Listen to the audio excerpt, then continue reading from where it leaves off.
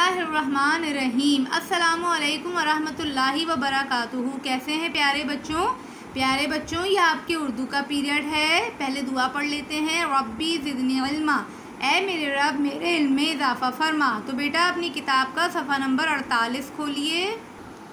सफ़ा 48 पे हम आ गए बेटे। तारीख़ लिखिए, दिन लिखिए। आज का उन्वान क्या है? कहानी प्यासा कौवा। दी गई तस्वीर की मदद से दिलचस्प कहानी लिखें। बच्चों ये आपको कुछ तस्वीर दी गई हैं और इनकी मदद से आपको एक कहानी लिखनी है। किस किस चीज़ की तस्वीर नज़र आ रही हैं आपको? जी ये कौवा है और ये कौवा प्यासा है। इसे फिर जग में पानी नज़र आया, लेकिन जब कौवे ने देखा तो पानी बहुत नीचे था। फिर कौवे को एक तरकीब आई। कौवा उड़ा और जाके कंकड़ लेकर आया और कंकड़ पानी में डाल दिए। पानी आहिस्ता आहिस्ता ऊपर आ गया। कौवे ने पानी पिया, अपनी प्यास बुझाई और उड़ गया। ये कहानी आप लोगों को आती होगी ना?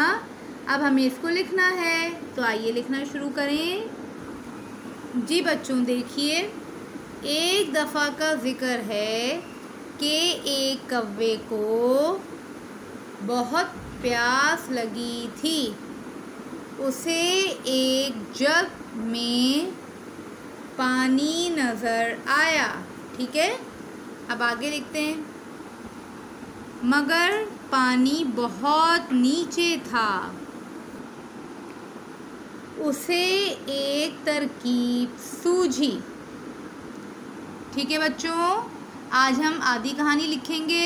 इसको मुकम्मल अगले पीरियड में करेंगे। आप इस कहानी को साफ़ सुथरे अंदाज में अपनी किताब में लिखिएगा।